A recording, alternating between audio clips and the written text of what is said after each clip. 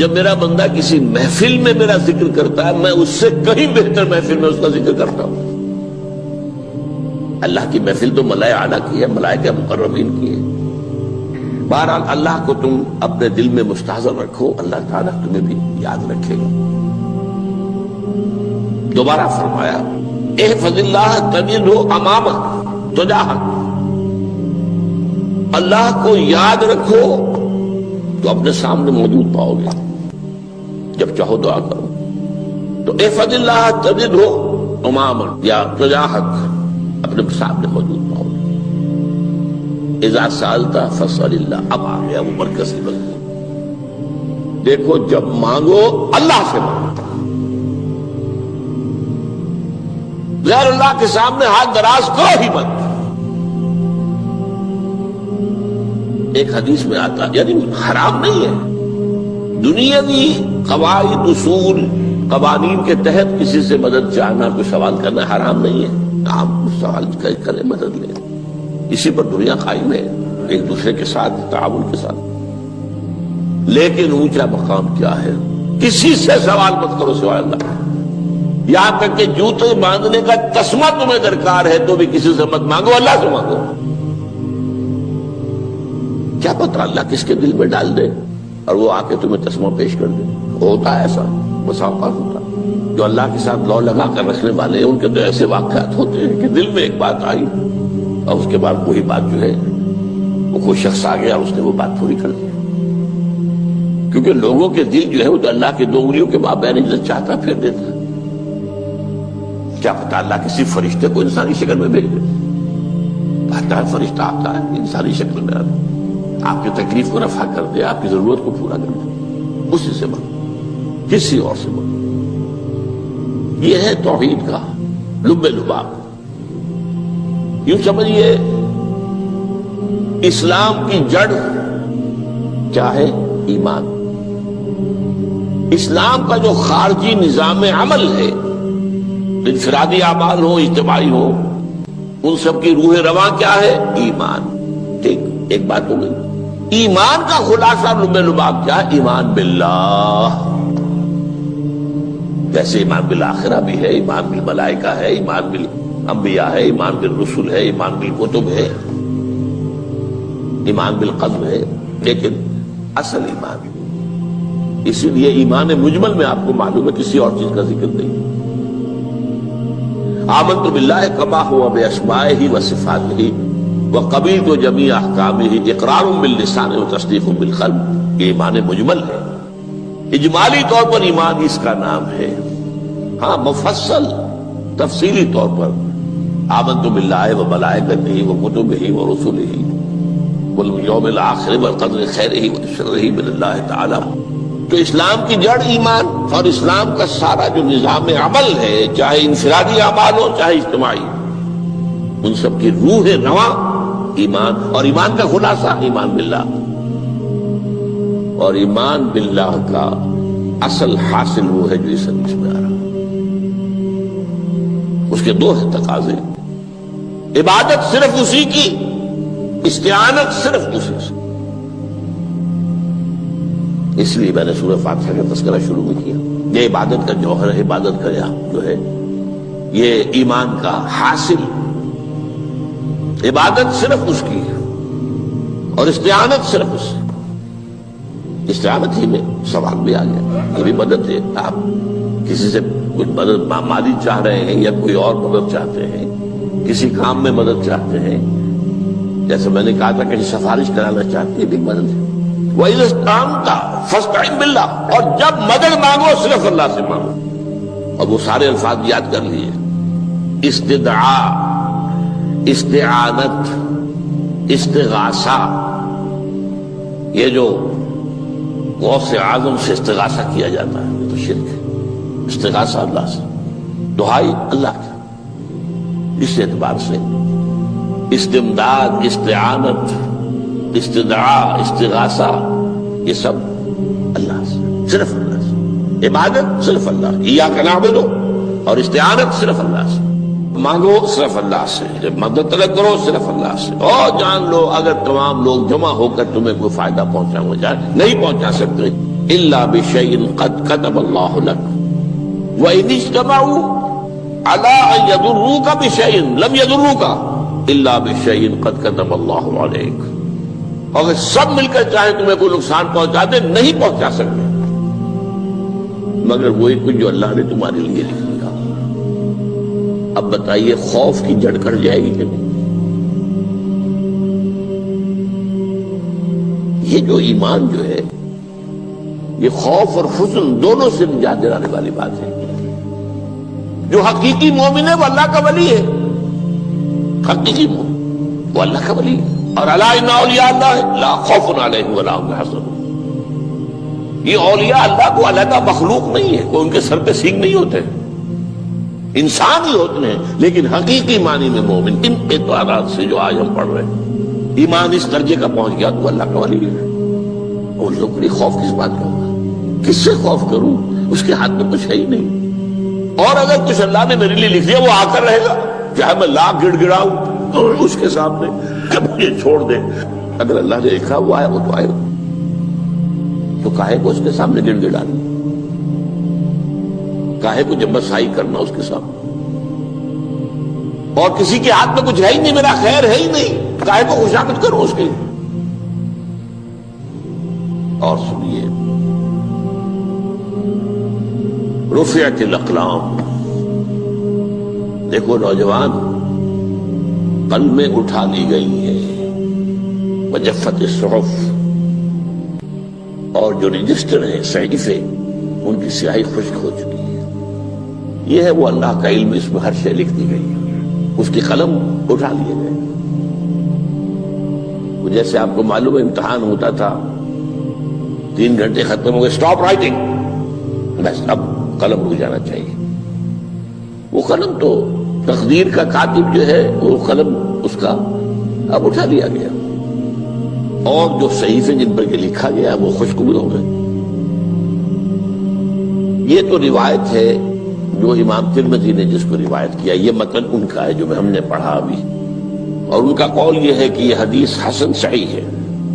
لیکن یہی روایت اور انہی راوی سے عبداللہ ابن عباس سے رضی اللہ تعالیٰ عنہما اور بھی محدثین نے کی ہے. تو اس میں سے ایک اور متن جو ہے وہ یہاں پر امام نووی نے دے دیا ہے. احفظ اللہ تجد امامک, یہ تو پہلا وہ ٹکڑا تھا. وقت تو جاہد تھا, یہاں امامک ہے, امام مطلب ایک ہی ہے, اپنے سامنے پاؤ گے. اللہ کی حفاظت کرو, اللہ کو دل میں, اللہ کی یاد کو محفوظ رکھو, گویا کہ اللہ کو مستحضر رکھو. ذکر اللہ کے معنی کیا ہے؟ استحضار اللہ فی القلب, یہ ذکر اللہ ہے. جنہیں ہم ذکر سمجھ بیٹھے ہیں وہ ذکر کے ذریعے ہے. اقیم الصلاۃ لذکری, نماز قائم کرو میری یاد کے لیے. نماز ذریعہ ہے یاد کا.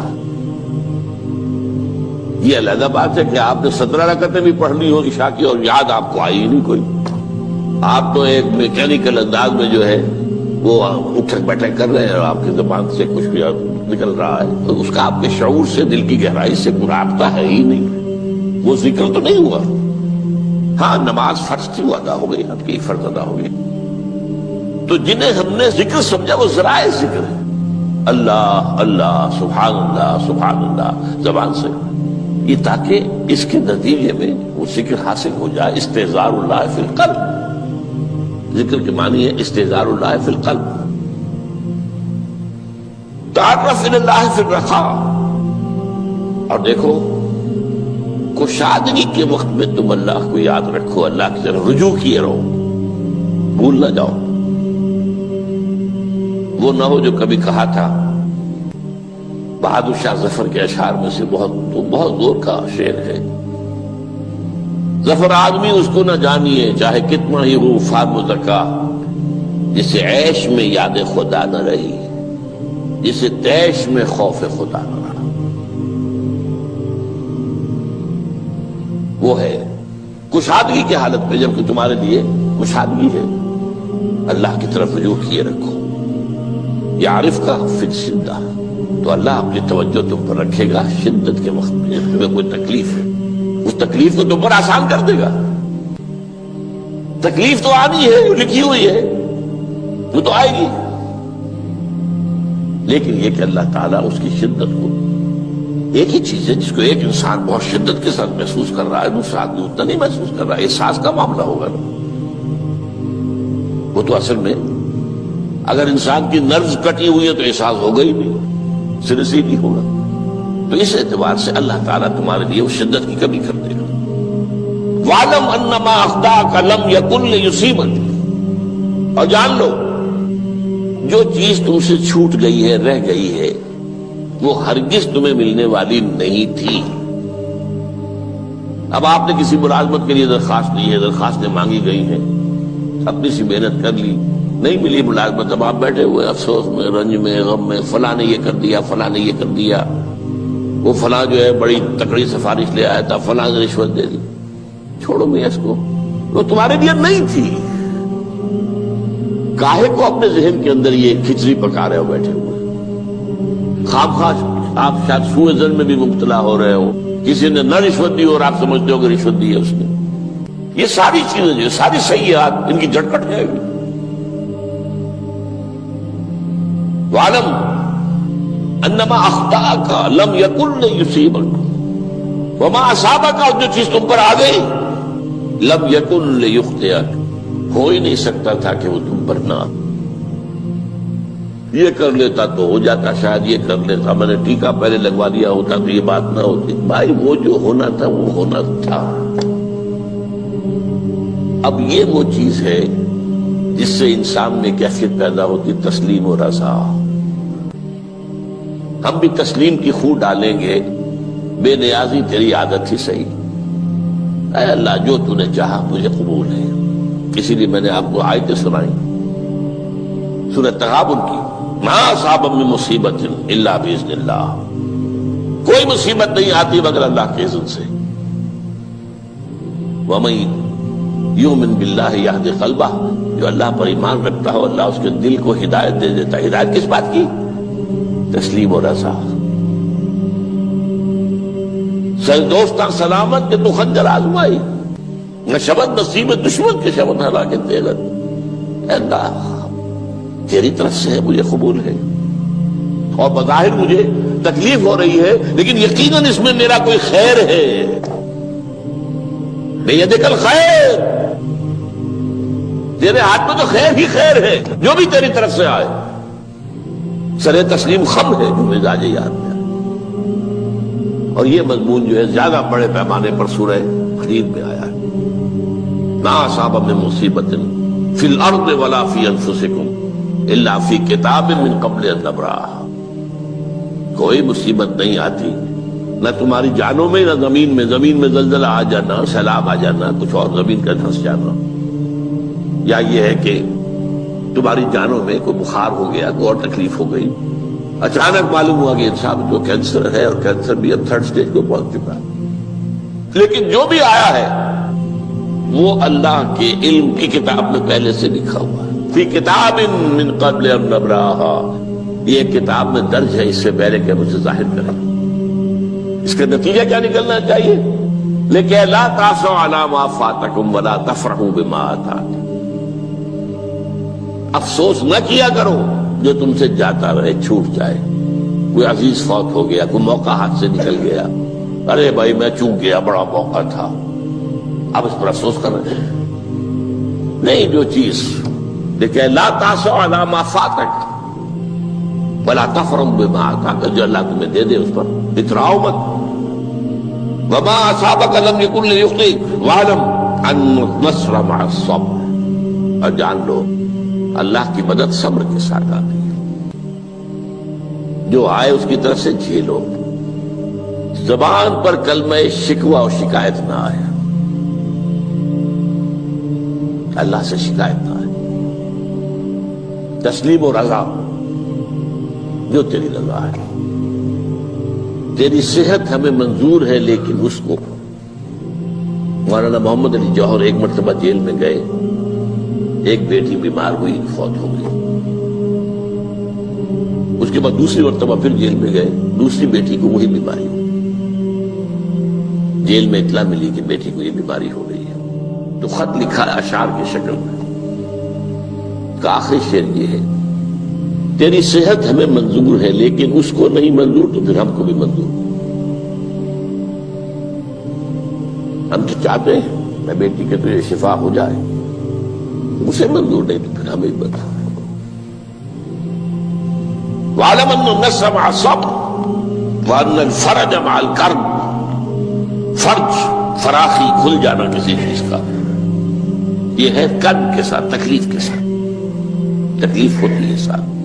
اللہ نے قانون بنایا ہے دنیا کا۔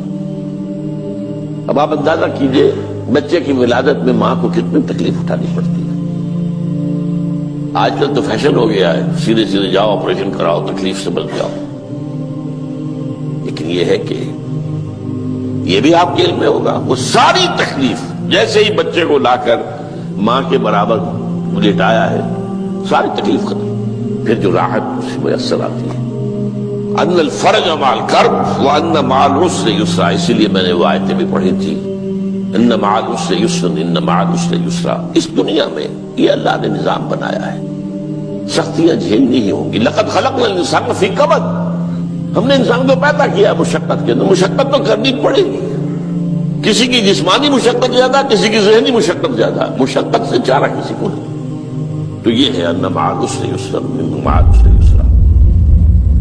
بارک اللہ لی ولکم فی القرآن العظیم ونفعنی وإیاکم بالآیات والذکر الحکیم۔ زبانی کلمہ ہر کوئی پڑھدا